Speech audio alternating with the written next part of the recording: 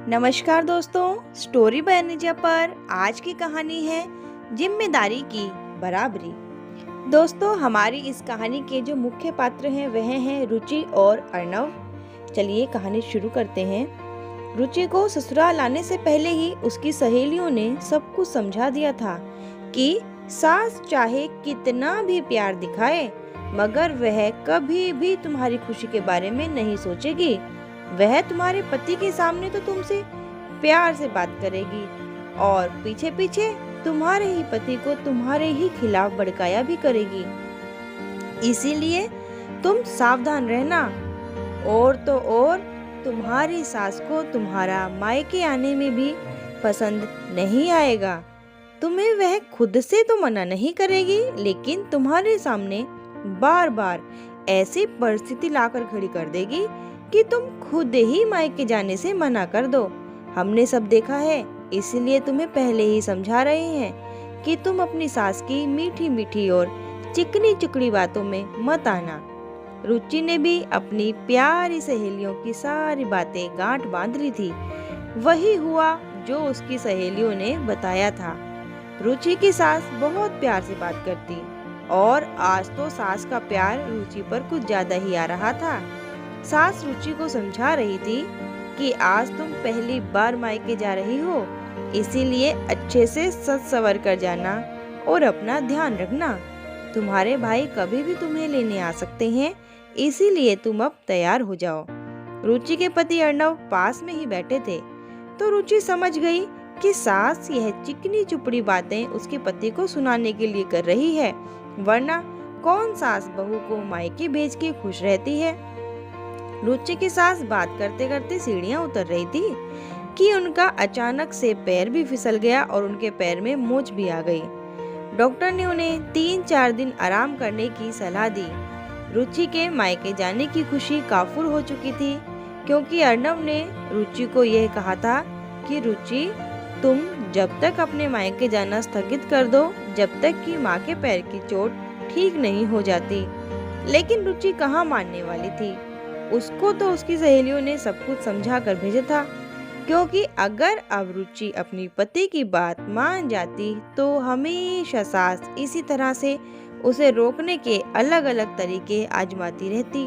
रुचि ने अर्णव को यह कहकर मना कर दिया कि अब तो मेरे भाई भी आने वाले हैं, मैं उन्हें मना करके उनका अपमान नहीं कर सकती, इसीलिए मुझे अपने मायके तो जाना ही होगा ना। अर्णव की माँ ने भी रुचि का ही पक्ष लिया और अर्णव से कहा कि बहू पहली बार मायके जा रही है, इसीलिए रोकना ठीक नहीं है। तुम बहू को खुशी खुशी मायके जाने दो। मायके आकर रुचि सास और उसकी चोट सब कुछ भूल चुकी थी और उसे कोई विशेष इंटरेस्ट भी नहीं था सास की चोट में, क्योंकि सहेलियों ने पहले ही समझा दिया था कि यह सब ड्रामे तो चलते ही रहेंगे, तुम अपने काम से काम रखना। उधर रुचि की सास के पैर की मोच में आराम ही नहीं पड़ रहा था और तो और अब तो उनके पैर में पस भी पड़ने लगी थी। अर्णव ने रुचि को कई बार कहा कि अब तुम आ जाओ, बाद में फिर कभी प्लान बना लेना मायके रहने का, लेकिन रुचि तो बस अपनी जिद पर थी। रुचि को मायके आए हुए 1 हफ्ता हो चुका था, लेकिन वह ससुराल नहीं जाना चाहती थी। वह चाहती थी कि पहले सास के पैर की चोट ठीक हो जाए, फिर ससुराल जाए, ताकि उसे कुछ काम वाम ना करना पड़े। लेकिन मायके में भी कब तक रहती। आखिर 10वें दिन अर्णव रुचि को लेने आ ही गया। लेकिन उसी दिन रुचि के जीवन में एक ऐसी घटना घटी कि उसने रुचि की सोच को बदल कर ही रख दिया। अर्णव के आने की तैयारी में रुचि के पिताजी बाजार से कुछ सामान लेने गए, लेकिन उनके स्कूटर को किसी गाड़ी ने टक्कर मार दी और गाड़ी वाला वहां से भाग गया। रुचि के पिताजी को बहुत चोट लगी। अब रुचि को समझ ही नहीं आ रहा था कि वह करे तो क्या करे, क्योंकि भाई छोटा था और रुचि की माँ एक साधारण महिला थी जो समझ नहीं पा रही थी कि इन परिस्थिति में कहाँ जाए, किसे कहे।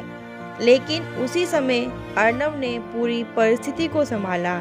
रुचि के पिताजी को हॉस्पिटल में एडमिट कराने के साथ साथ उनके सभी टेस्टों को भी करवाया। अर्णव ने अपने पैसों से ही रुचि के पिताजी का पूरा इलाज करवाया।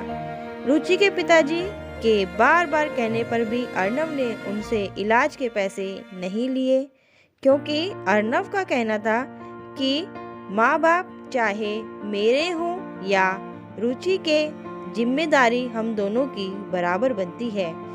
एक बेटा अपने बाप से उसके इलाज के पैसे कैसे ले सकता है भला? और वैसे भी अभी माँ का फ़ोन आया था, उन्होंने भी मुझे सख्त हिदायत दी है कि जब तक आप हॉस्पिटल से डिस्चार्ज होकर घर नहीं आ जाते मैं आपके साथ ही रहूं।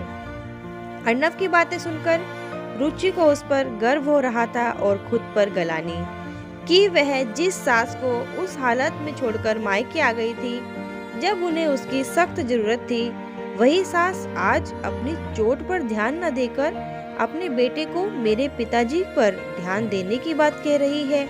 रुचि ने रोते रोते अर्नव से माफ़ी मांगी कि मैंने अपनी सहेलियों की बातों में आकर माँ जी को गलत समझा, लेकिन अब और नहीं। यहाँ मेरे पापा को आपकी ज़रूरत है, इसीलिए आप कुछ दिन यहीं रहिए, मगर मैं माँ जी के पास जाकर उनकी सेवा करूँगी, क्योंकि उन्हें भी वहाँ मेरी ज़रूरत है। आज रुचि के माता पिता की आंखों में भी गर्व के आंसू थे, क्योंकि उनकी नादान बेटी बहुत ही जल्दी सयानी और जिम्मेदार जो हो गई थी। दोस्तों, आपको ये कहानी कैसी लगी हमें कमेंट बॉक्स में बताइएगा, और प्लीज़ हमारे चैनल को लाइक कीजिएगा, शेयर कीजिएगा, सब्सक्राइब कीजिएगा, बेल आइकन को प्रेस कर दीजिए ताकि अगली कहानी का नोटिफिकेशन आपको सबसे पहले मिल सके।